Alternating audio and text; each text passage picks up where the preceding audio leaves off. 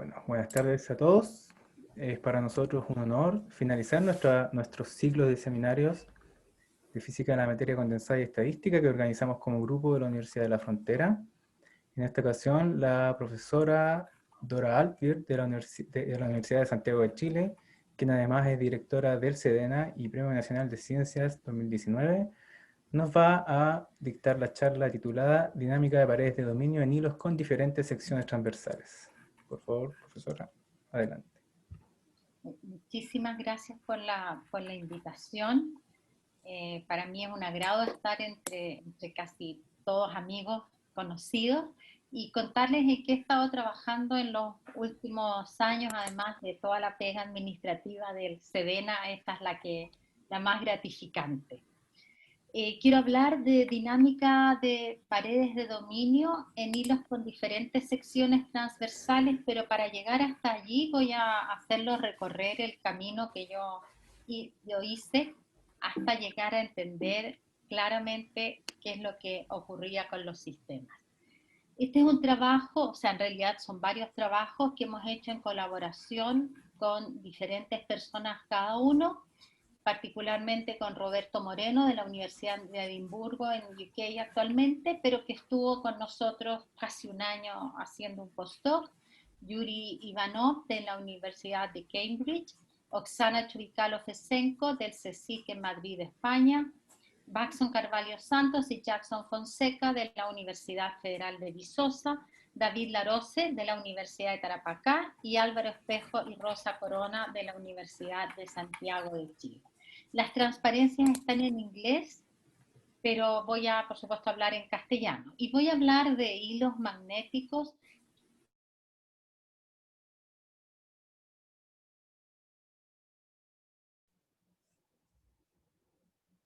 Profesora, no se le escucha. Ahí sí.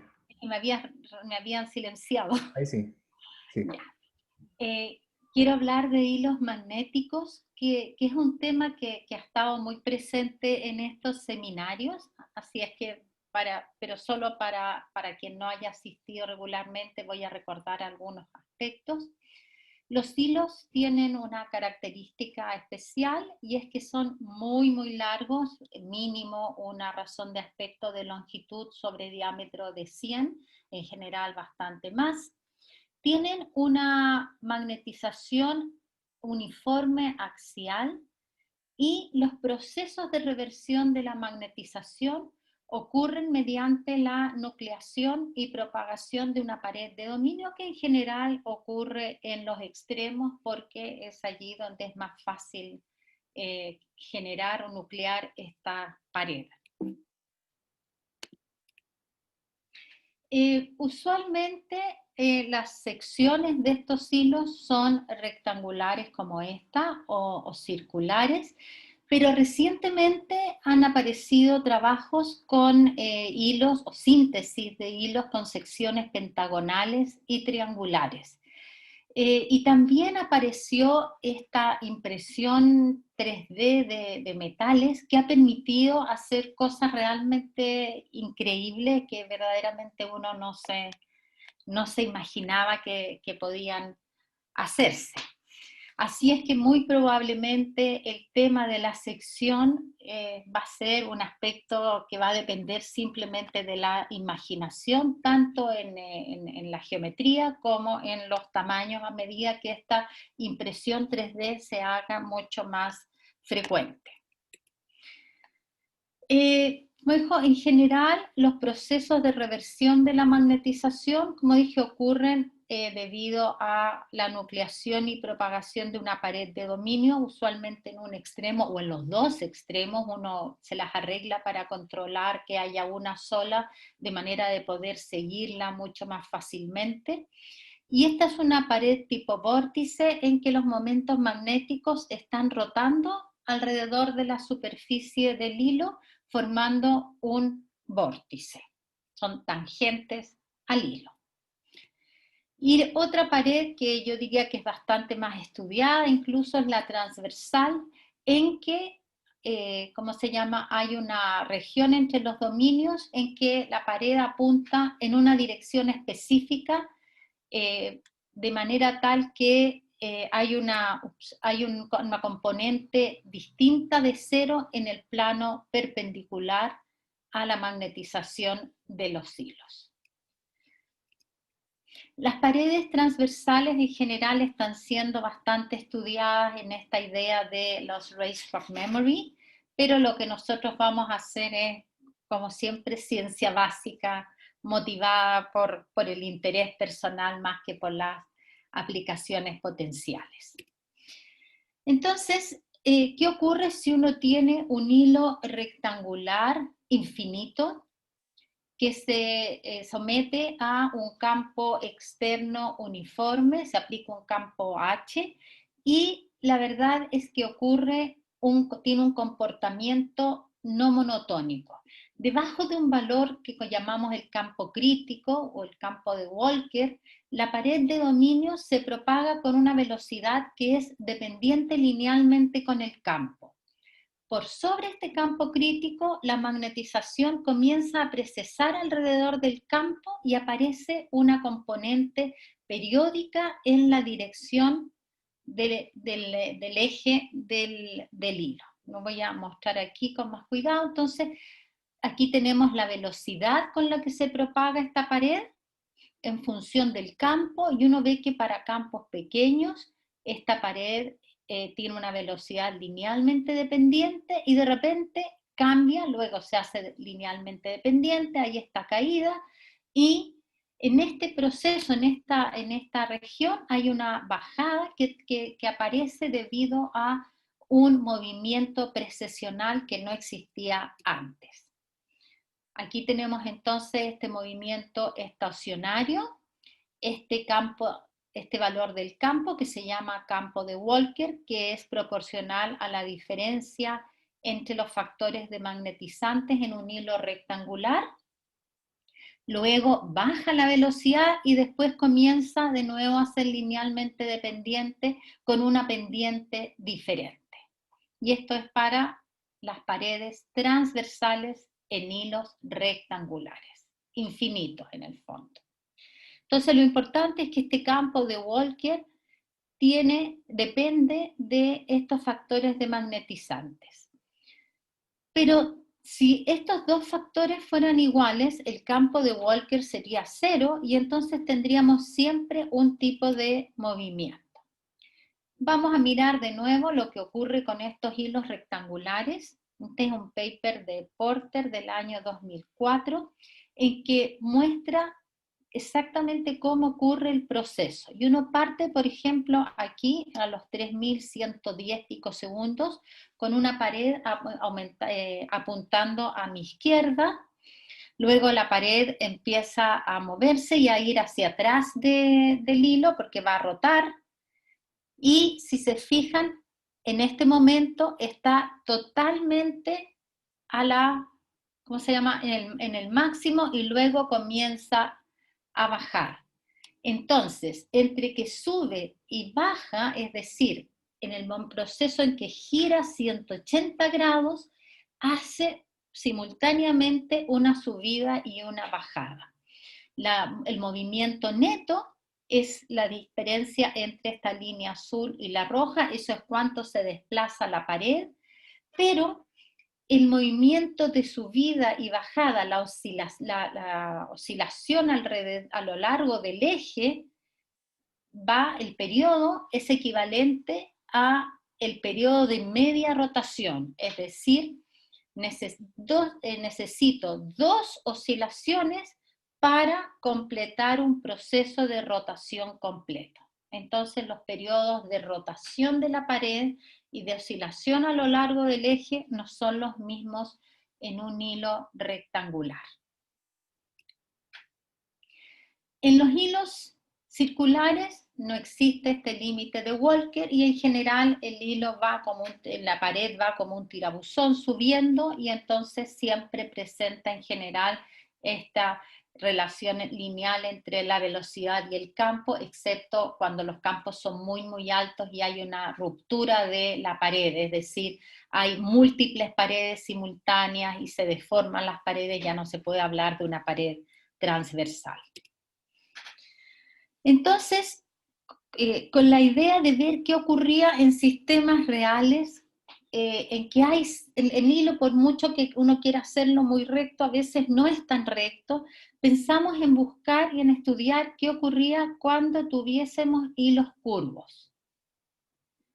Y entonces empezamos a estudiar estos sistemas generando una pared aquí en el centro. La manera en que los cálculos los hicimos usando micromagnetismo, el NMAC, y estudiábamos la dinámica de una pared transversal en presencia de un campo externo constante. Lo que hicimos entonces fue crear una pared de dominio saturando el hilo a lo largo de una dirección perpendicular al eje, es decir, ponemos un campo en esta dirección horizontal, lo saturamos y después lo apagamos. Y lo que ocurre entonces es que naturalmente se forman estos dos dominios y nos queda una pared transversal en el centro, en la región de mayor curvatura. En ese momento, una vez que llegamos a este estado con la pared intermedia, cortamos el campo, lo disminuimos hasta 0 y desde ese minuto ese es el tiempo 0 para los resultados que yo voy a mostrar. Entonces, la dejamos, relajar un poquito, se crea muy bien esta pared, esa es una configuración estable, y cuando ya tenemos estamos seguros de que esa configuración es totalmente estable, con la pared entre medio y dos dominios opuestos en los otros extremos, prendemos un campo pequeño y desde ese minuto empezamos a medir qué es lo que ocurre con la pared. Como digo, estos son hilos que tienen secciones circulares, por lo tanto uno no podría esperar que no aparezca el límite de Walker. Este es el sistema que estudiamos, este es como medio toroide, así es que es la máxima curvatura que consideramos, y voy entonces a mostrar qué es lo que pasa con el sistema de aquí en adelante. Este es el hilo con la máxima curvatura. Y entonces tenemos aquí los dos dominios y en el centro la pared, una pared transversal apuntando hacia la derecha. A 1.5 nanosegundos ya empieza a subir, pero también a apuntar hacia atrás. A los 3 nanosegundos apunta a la derecha, y si uno se fija, en 6 nanosegundos aproximadamente vuelve a la posición inicial. Mientras tanto subió y luego bajó, recuperando el límite de Walker que no teníamos en los hilos de sección circular, si eran absolutamente rectos. Entonces tenemos, a diferencia de lo que ocurría en el hilo rectangular, en que el periodo de rotación era 2 veces el periodo, al revés, el de oscilación era 2 veces el periodo de rotación, aquí el periodo en que la pared da una vuelta completa es el mismo periodo en que la pared sube y baja, que son aproximadamente 6 nanosegundos. Tenemos aquí qué ocurre con dos curvaturas distintas. Este es el sistema con la máxima curvatura, esta es una curvatura muy, muy pequeña, y aquí uno puede ver cómo la pared va avanzando a pesar de esta oscilación, tiene un avance neto. Y esta también, lo que pasa es que se fijan, esta está un poquito más arriba, pero es mucho más lento. Sin embargo, las dos curvaturas tienen la misma frecuencia, porque la frecuencia depende en el campo, que en este caso eran 25 militesla, pero la amplitud de la oscilación depende de la curvatura. Mayor curvatura, mayor velocidad de propagación de la pared. Aquí está la frecuencia, que es lineal con el campo.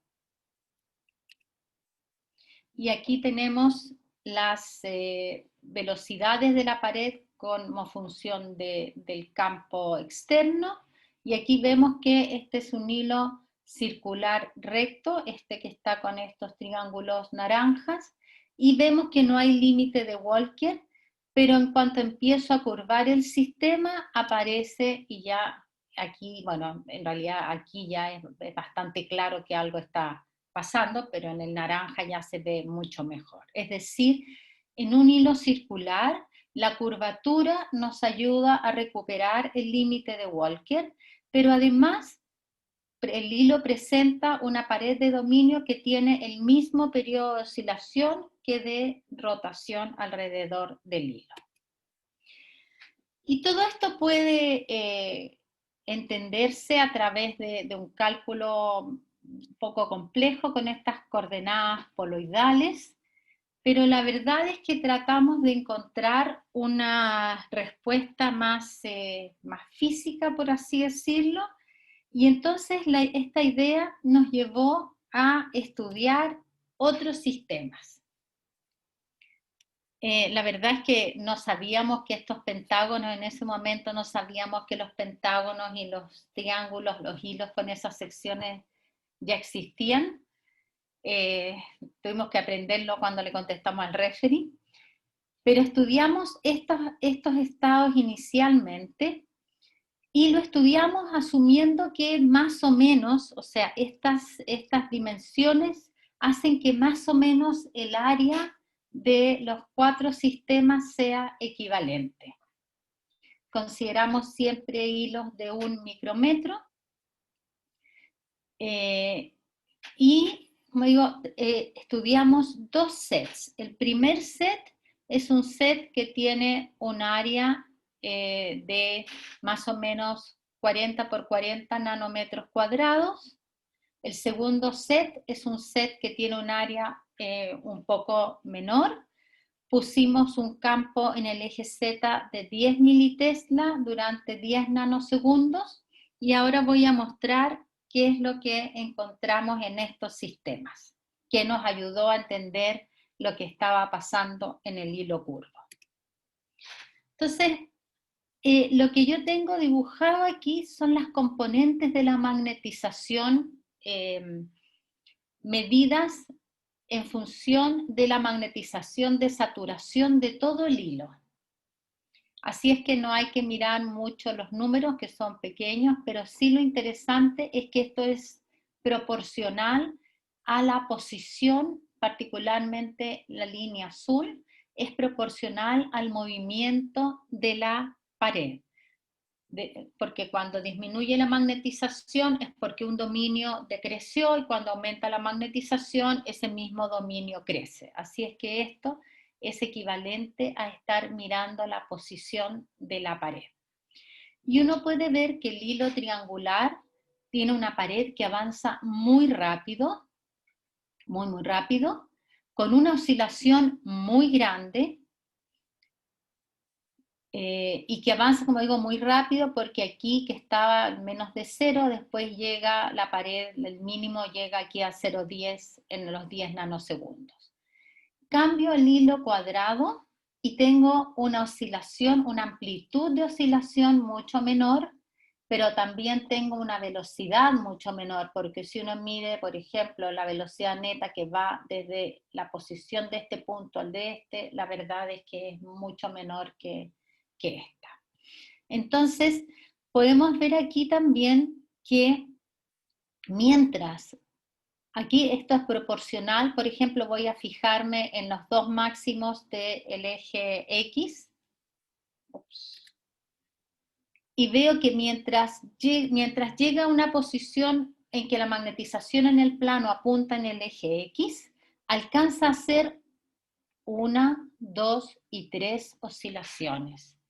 Es decir, pareciera que el número de lados, todavía no sabíamos qué era, tenía relación con el número de oscilaciones en el eje Z. Entonces, cuando teníamos el hilo rectangular, hay 2 lados distintos y entonces aparecen el periodo este periodo es 2, mientras la pared da una vuelta completa y vuelve a su posición original. En el caso del hilo rectangular, teníamos 2 oscilaciones. Aquí en el triángulo tenemos 3. Recordemos que en el hilo curvo hay solo una. En el cuadrado tenemos 4. Si se fijan, aquí hay 1, 2, 3 y 4, hasta que vuelvo a la misma posición en el eje X. En el pentágono son 5, aunque cuesta mucho más verlas porque la amplitud es muy, muy pequeñita. Y en el 6 todavía tenemos una amplitud mucho menor, pero con gran dificultad podemos ver que hay una muy pequeña oscilación de la pared, mientras, tenemos 6 oscilaciones, mientras la pared vuelve a la misma posición en el eje X. Lo que tenemos aquí es, bueno, la posición de la pared, como digo, la otra, ya claramente la posición, y uno puede ver que en el caso 3 la pared avanza muy rápido, y avanza, por supuesto, haciendo oscilaciones, un mayor número de oscilaciones que los otros sistemas. Esto es para un triángulo, un cuadrado y un pentágono. Y aquí están las velocidades. Y aquí ocurre algo muy interesante, y es que esta es la velocidad del triángulo, esta es la del cuadrado, del pentágono, del hexágono, que es prácticamente la velocidad de una pared en un hilo circular. Entonces, efectivamente, si uno quisiera una pared que viaje muy, muy rápido, y realmente hay una gran diferencia entre este valor y este, lo óptimo sería tener un hilo triangular. Aquí tenemos la figura del set más pequeñito, y entonces de nuevo vemos esta oscilación que tiene el mismo periodo.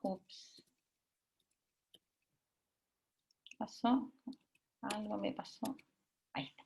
Tenemos esta oscilación que tiene el mismo periodo, pero ya aquí para el pentágono, no sé si se acuerdan que en el pentágono, en el caso anterior, cuando el sistema era un poco más grande, uno todavía podía ver la oscilación.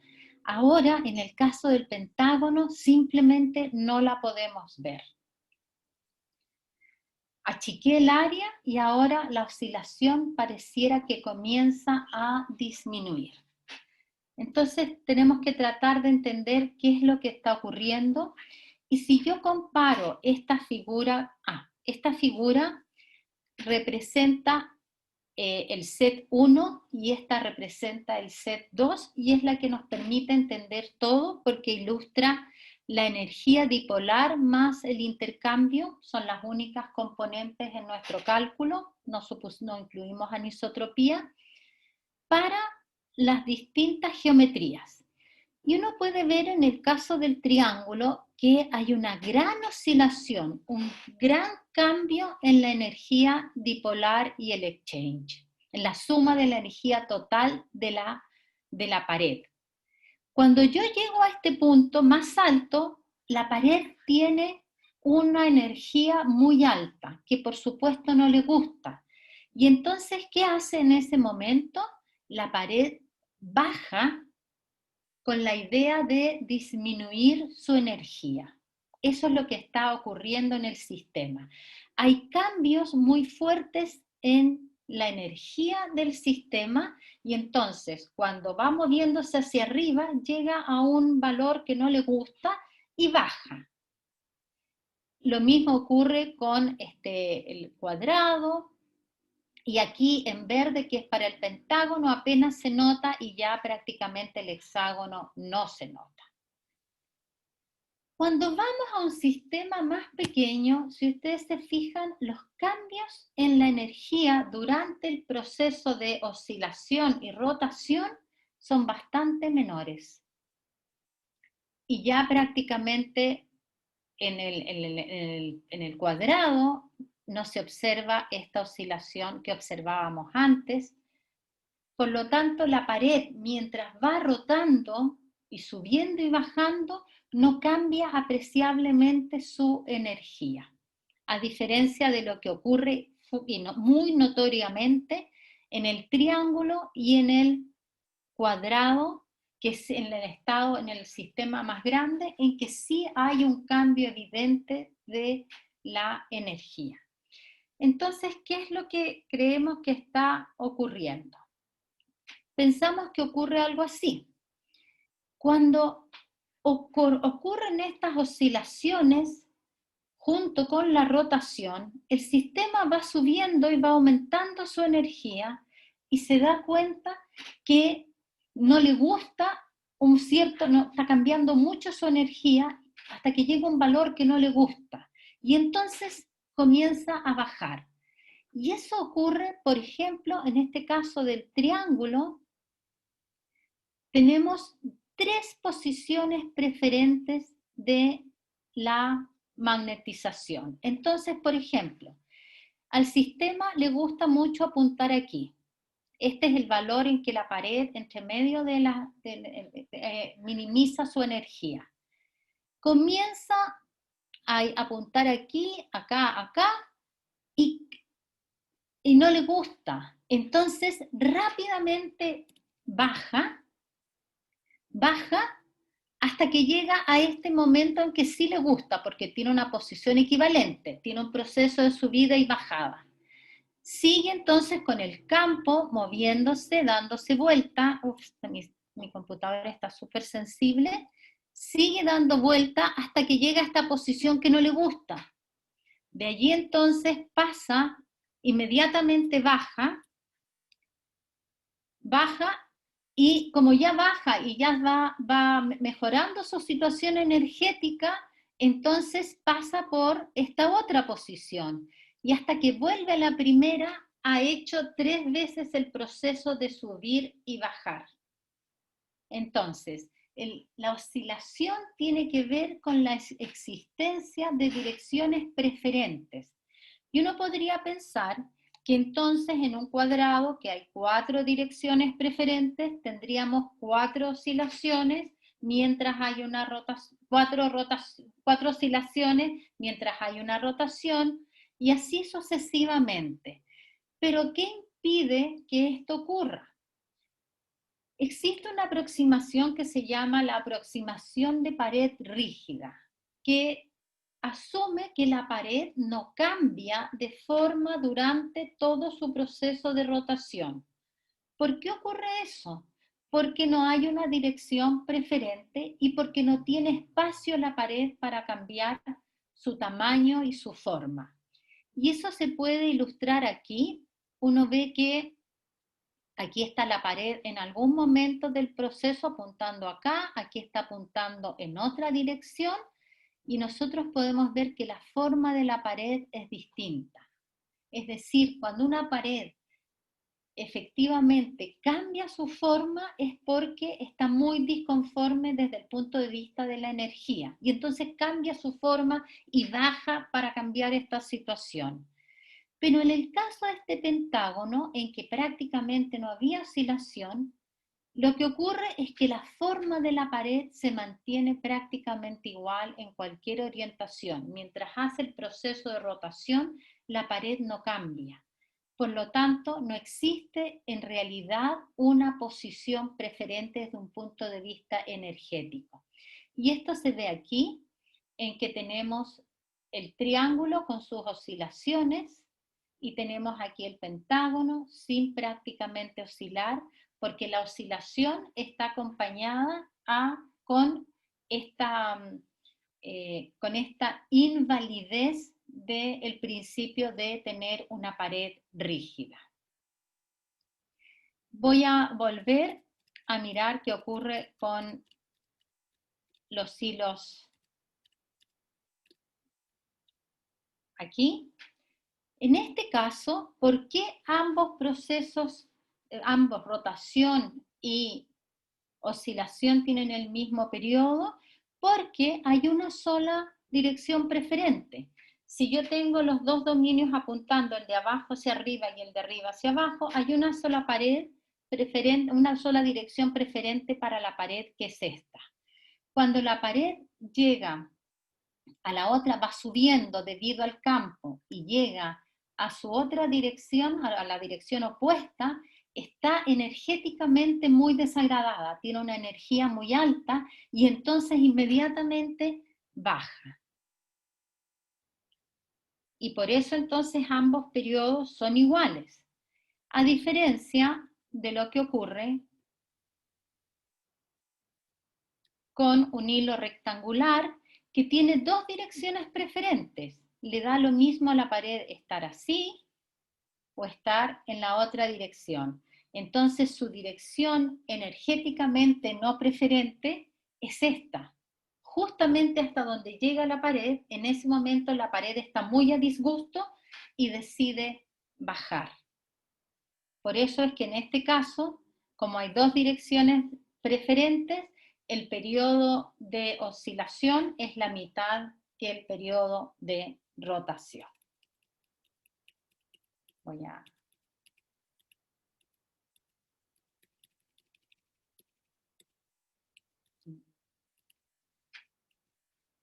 Entonces, en conclusión, lo que uno tiene es que si uno considera un hilo cilíndrico en el cual no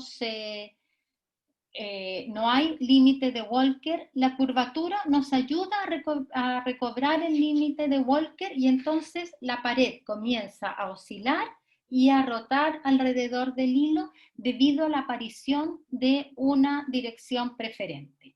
Cuando la pared apunta en esa dirección preferente, tiene un gran tamaño. Cuando la pared apunta en la dirección no preferente, entonces se hace lo más pequeña posible. Y es este cambio en el tamaño de la pared, como digo, el que es el responsable de todo este cambio energético. Si la pared tiene un área que barrer muy pequeña, no logra cambiar su tamaño y entonces no ocurren las oscilaciones y tampoco ocurre, no aparece por supuesto el límite de Walker. A diferencia de lo que ocurre en un hilo, la pared de dominio en el hilo cilíndrico curvo tiene los mismos periodos de oscilación que de rotación, debido a que existe una única posición en la cual la pared minimiza su energía. En este caso, en el caso del hilo curvo, la frecuencia de la oscilación varía linealmente con el campo aplicado. Y la amplitud de la oscilación responde al campo aplicado, pero también a la curvatura. Mayor curvatura, mayor amplitud de la oscilación. Uno puede encontrar expresiones para la energía que permiten verificar estos resultados numéricos, pero son bastante complejas porque tiene que abandonar la suposición de tener una pared rígida que mantenga la forma durante el proceso, sino simplemente prácticamente desaparece este límite de Walker. La velocidad de la pared de dominio depende en el número de direcciones hacia las cuales la pared minimiza su energía y en la forma y área de la sección triangular. Mientras más secciones uno tenga, por ejemplo en el caso de 3, el cambio en la energía es tan grande cuando la pared sube que rápidamente quiere salir de allí hasta llegar a una posición de equilibrio de nuevo, porque el cambio es muy grande y entonces ese proceso es tan rápido que la velocidad en el caso de un hilo triangular es muy alta.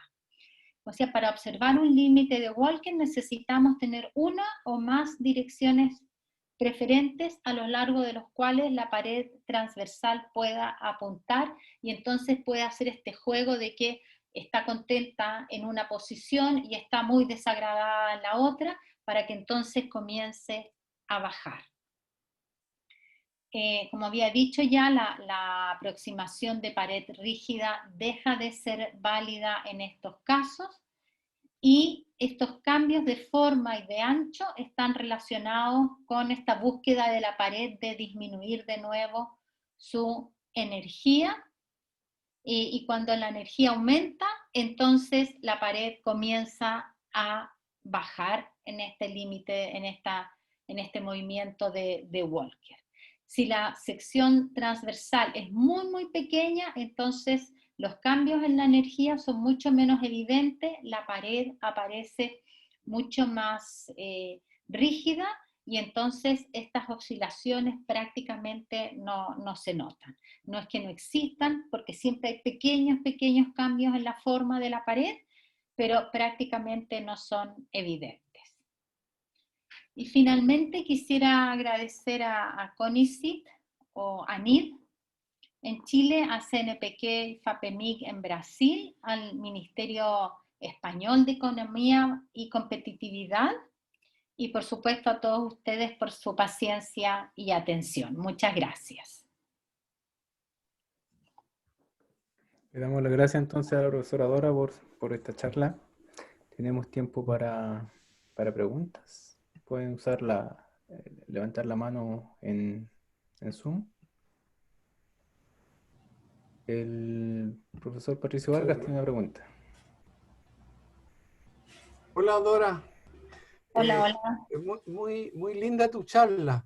Dime una cosa, o sea, el hecho de que tú curves un hilo, le destruyes toda la simetría y bajas las direcciones preferenciales, y por lo tanto aumentas tú la velocidad, esa oscilación de la pared que sube y baja. Eso es básicamente lo que ocurre al curvar y perder simetría.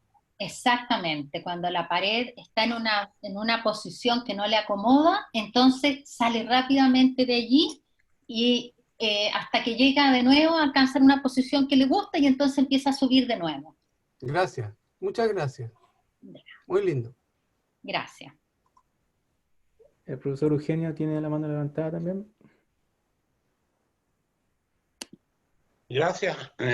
Sí, concuerdo. Muy linda la charla, Dora. Oye, a ver si me guías e interpreté bien. Me cuelgo primero de la pregunta de Pato. Al curvar, tú generas un plano que corta la simetría, porque el hilo queda contenido en un plano, y ese te genera un eje binario, digamos, el plano. Luego tienes la situación triangular, y así vas progresando tú en tus distintas secciones que te van marcando entonces la cantidad de simetría que tú tienes. Y en la medida que tú vas teniendo más simetría, digamos, n-fold symmetry, tú vas teniendo, a ver, es menos rápida la transición. ¿Es correcto? Es menos rápida que transición, Eugenio, perdón. La transición entre qué. Porque tú dices que sube y baja y gira, y eso sí tiene una respuesta en términos de la aplicado. Eso es lo que entendí, ¿sí? Claro. Tú tienes, por ejemplo, supongamos que tienes un hexágono. El hexágono, la pared empieza a rotar, pero tiene poco espacio para sentirse incómoda. Se parece mucho a un círculo ya, en que las direcciones son todas preferentes. Entonces allí tú ya prácticamente pierdes estas oscilaciones. Las oscilaciones aparecen solo porque hay direcciones que son claramente preferentes para la pared. En algún momento... Entonces me cuelgo de... Ya, entonces sí, creo que eso me ordenó un poco más. Entonces quiero pasar a la pregunta siguiente, porque todas las secciones que tú consideraste, me dio la impresión, son polígonos regulares, un triángulo regular, un cuadrado regular. Yo te preguntaría qué esperarías tú si tienes un rectángulo en vez de un cuadrado, y qué es lo que pasaría si tienes una elipse en vez de solo por curiosidad, obviamente.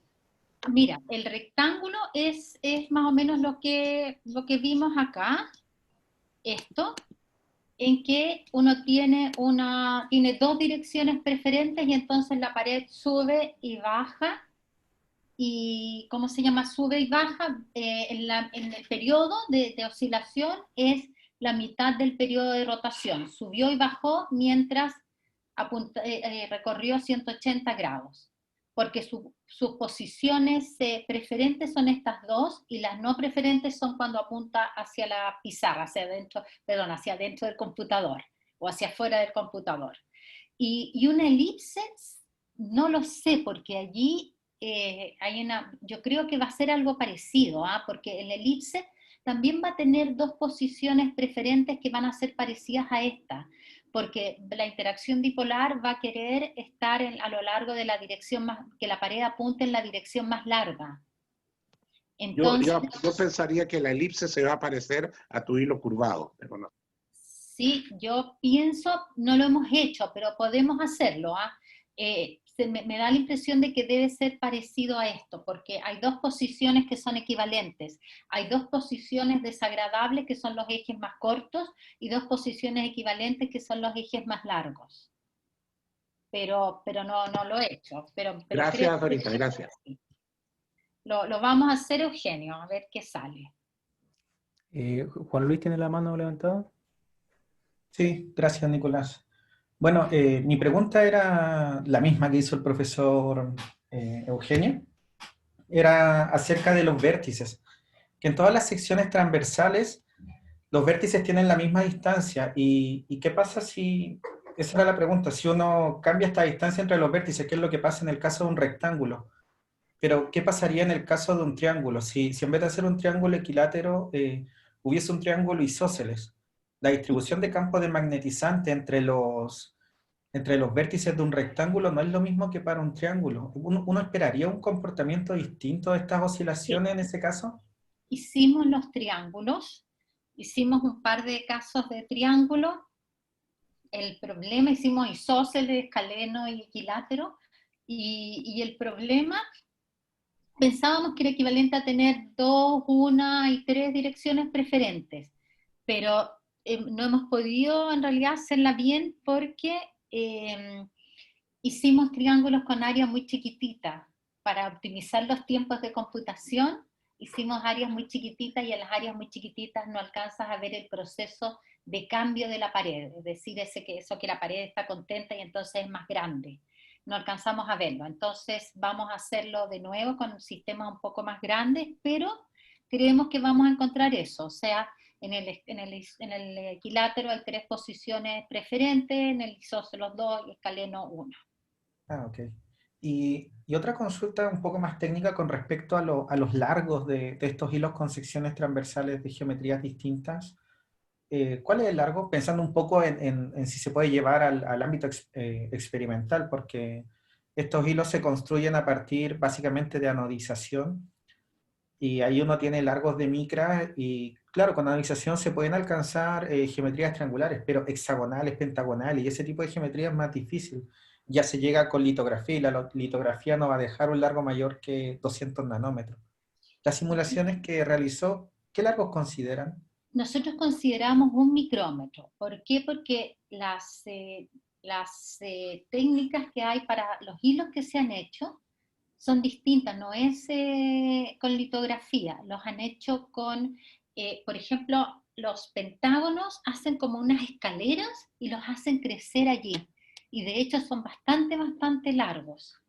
Y las otras que han hecho son a través de estas técnicas de impresión 3D, entonces tampoco tienen mucha dificultad para hacerlos más largos, porque en realidad estas paredes miden todas 40, 30, de hecho tenía una transparencia, claro. Aquí están con los tamaños de las paredes, y uno puede ver aquí, no sé si sí, todavía estoy compartiendo, uno puede ver aquí que, por ejemplo, en el triángulo hay un cambio muy grande en el ancho de la pared, justamente porque la pared está contenta y disconforme en distintas posiciones. Por eso durante el proceso de rotación cambia la altura, el espesor.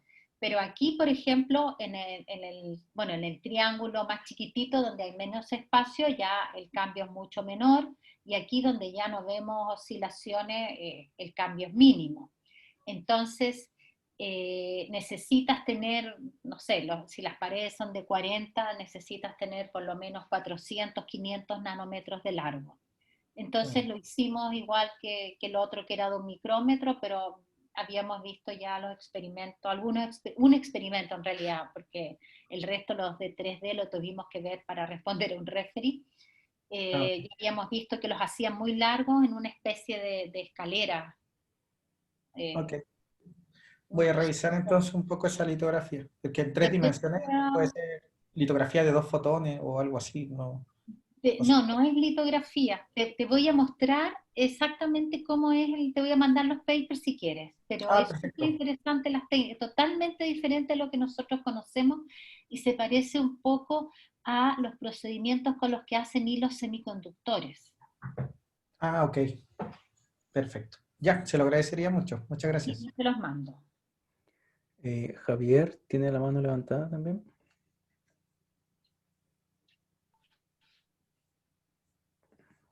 ¿Tiene el micrófono apagado, Javier? Hola, hola, ¿qué tal? Muchas gracias, Dora, por la charla. Quería hacer una pregunta en relación al campo de Walker. ¿Se escucha? Sí, sí. La pregunta era, en el hilo cilíndrico, el campo, o sea, el movimiento es precisional todo el tiempo, eso es equivalente a que el campo de Walker es 0. Y en los otros, en la transparencia número 20, los otros resultados para otro tipo de perfiles muestran que también se mantiene el movimiento precisional en todo el rango de campo, o sea que el campo de Walker sigue siendo 0. Sin embargo, en una transparencia anterior mostraba que el campo de Walker depende de los factores magnetizantes que están en el plano, y en el caso de justo de la referencia de Alexandra Mouchin, se ve que hay un rango de campo en donde hay un movimiento estacionario. Y eso básicamente se debe a que justamente el hilo no es cuadrado, sino que es de sección rectangular. Entonces, usted esperaría que si ahora cambia la forma del hilo, hubiera recuperado un rango de campos donde el movimiento sea estacionario. Digo, eso es particularmente interesante, pues la movilidad suele ser más alta en el régimen estacionario que en el precesional. Sí, pensamos que aquí hay claramente, que aquí hay una cosa a campos muy, muy, muy pequeñitos, que a nosotros no llegamos, porque son tiempos infinitos que hay que esperar. Entonces, probablemente aquí, estos serían algo así como los campos de Walker, y hay un pequeño régimen lineal a campos muy, muy pequeños. Pero para poder observar el movimiento y todo hay que esperar muchísimo tiempo, entonces por eso no lo hacemos. Está perfecto, esto tiene que ver con el radio de curvatura. Ahora, en todos los otros que lo empiezan a hacer de sección cuadrada, cuadrada, triangular, pentagonal, parece ser que aumenta la oscilación, pero siempre el campo de Walker sigue siendo 0. Digo, ¿es posible hacer una sección triangular? Me imagino que si no es simétrico el perfil, una sección triangular en donde, a pesar de que existe, o sea, hay un movimiento precisional, se puede mover el campo de Walker haciendo ingeniería con el perfil a un campo positivo y que no sea estrictamente 0. No lo sé, no lo sé. Mi impresión es Porque que...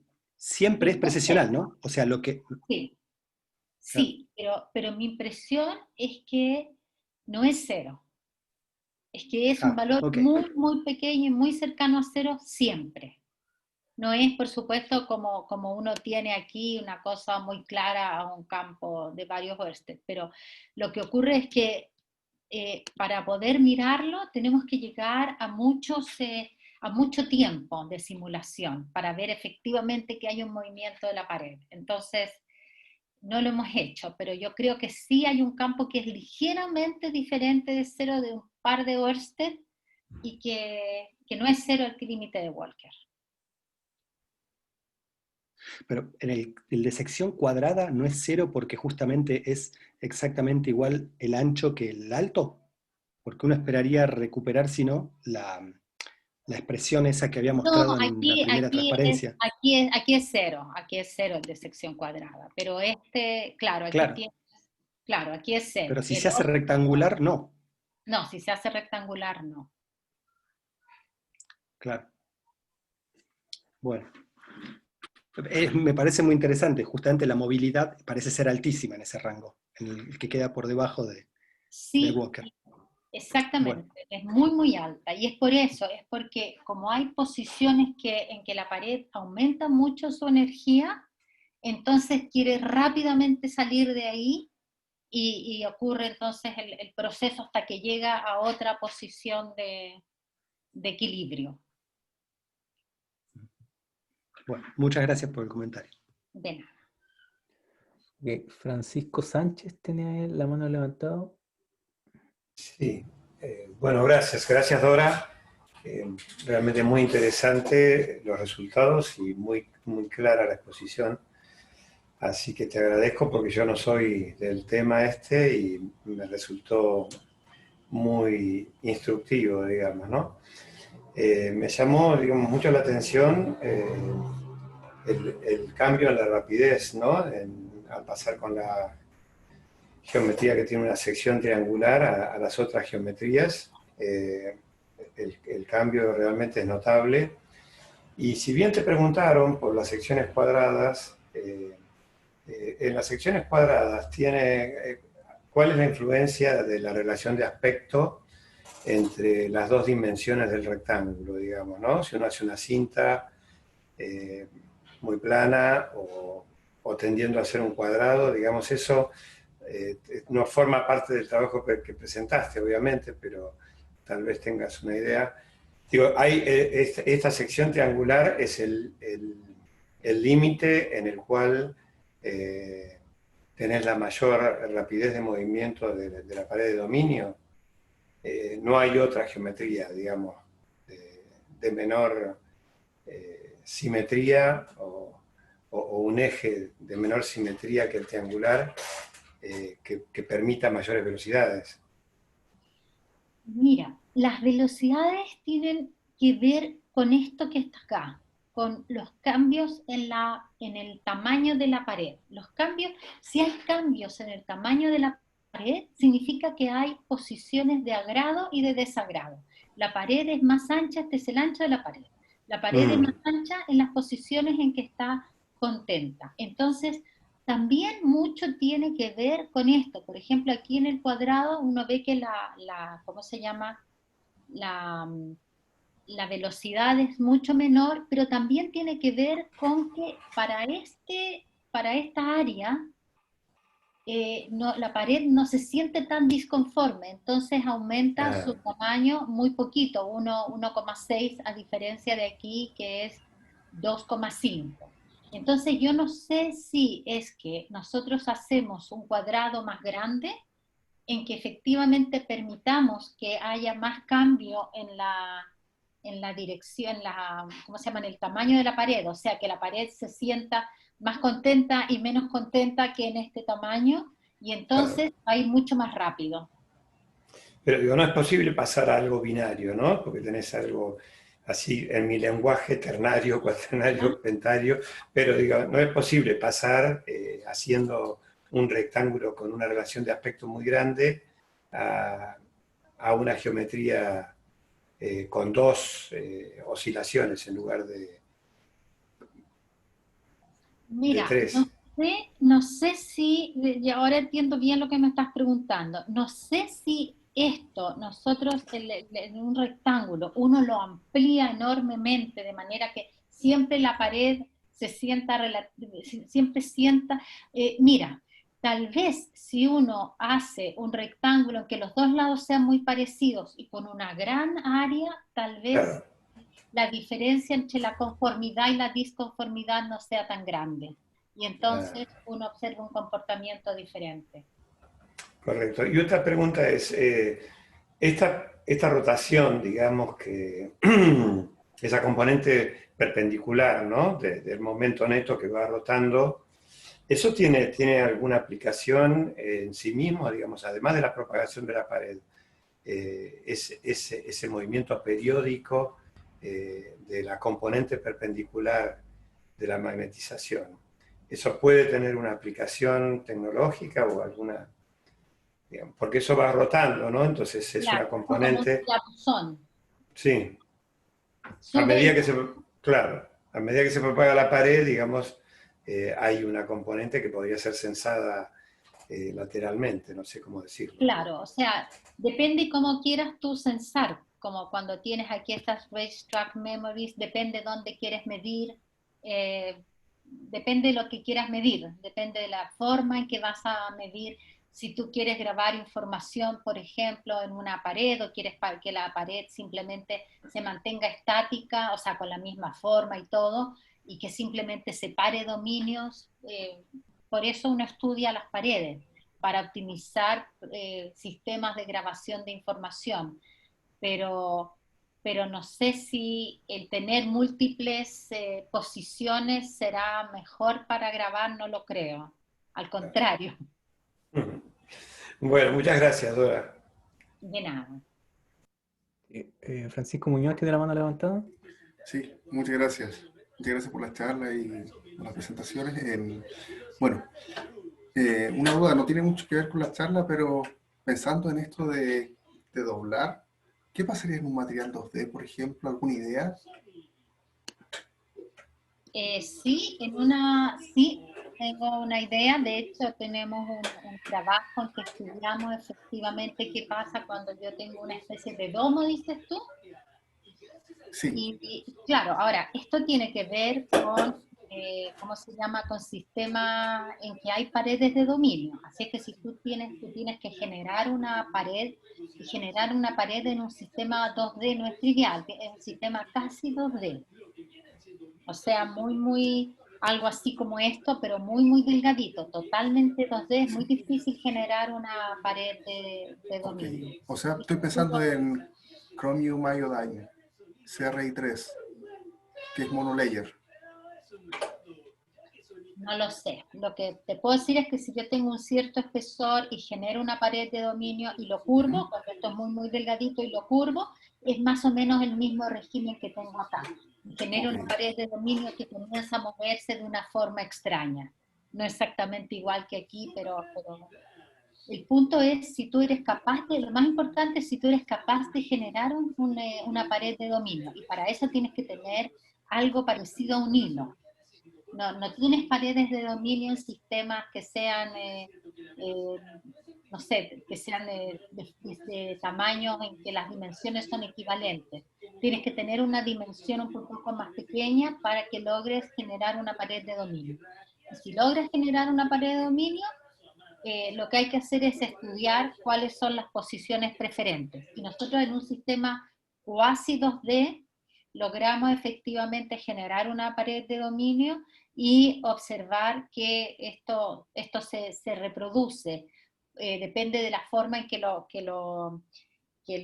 curves, si lo curvas como, ¿cómo se llama? Como un elástico, o si lo curvas así de estos costados, dependiendo de eso tú puedes atrapar incluso las paredes de dominio. Pero Muchas yo no sé gracias. si en un sistema de una sola capa atómica uno podría tener, no creo que uno pueda tener una pared. Ok, Alejandro Riveros tiene la mano levantada. Sí. Hola, Dora. Muchas gracias Hola, por la charla. Alejandro. Muy linda la charla. Tengo una pequeña duda. Dime. Debido a las características de la pared de dominio, por ejemplo, su localización, ¿sería posible estudiar la localización de la pared de dominio utilizando, por ejemplo, la ecuación de Chill, que es más fácil de analizar analíticamente que la LLG? ¿Se podría estudiar en estos sistemas usando la ecuación de Chill? Yo no veo por qué no. Yo creo que sí. Sí, yo creo que sí.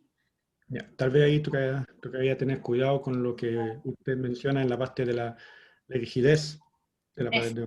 Claro, eso es lo complicado de incorporar el hecho de que la pared tiene una forma que se va alterando.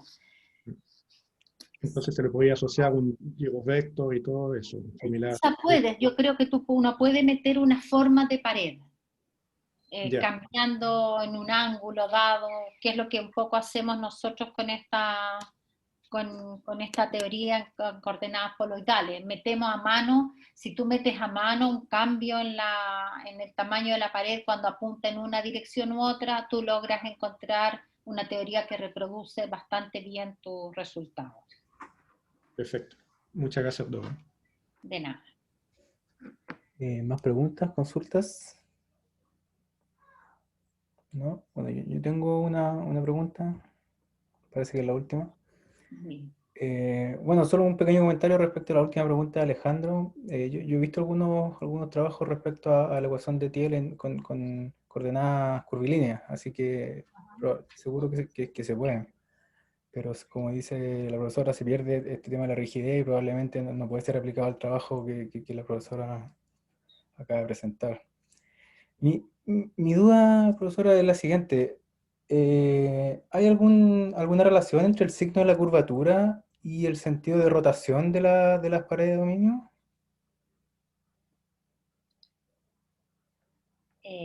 Sí, hay. Hay cuando uno calcula los torques, tiene que ver con el signo de la curvatura y con el, ¿cómo se llama? Con la forma en que están los dominios, si son así head to head o tail to tail. Ok, Cuando uno calcula los torques no da lo mismo. De hecho, en un hilo recto hay una quiralidad dada para la rotación de la pared. No es cualquiera. es independiente de la contribución energética. O sea, lo que ocurre es por la energética del sistema. Hay una quiralidad y hay un trabajo súper interesante de Pedro Landeros, me parece que con Patricio Vargas, que muestran que si tú tienes un hilo de sección circular, la quiralidad está definida. Okay. Y eso es por las distintas contribuciones a la energía y los torques que uno calcula. Ok, gracias. Si tienes uno curvo, eso es mucho más notorio. Perfecto, gracias. Ok, entonces si no tenemos más preguntas, le damos las gracias nuevamente a la profesora Dora. Y bueno, nuevamente gracias a todos por su asistencia. Con esto finalizamos nuestro ciclo de seminarios. Les recordamos la invitación al CIMAFE. Tenemos hasta el viernes para que envíen los resúmenes. Así que bueno, nuevamente muchas gracias a todos por su asistencia. Espero que nos veamos, ojalá pronto en persona. Ojalá. Bueno, gracias, muchas Chao. gracias. Muchas gracias. Gracias. Bravo.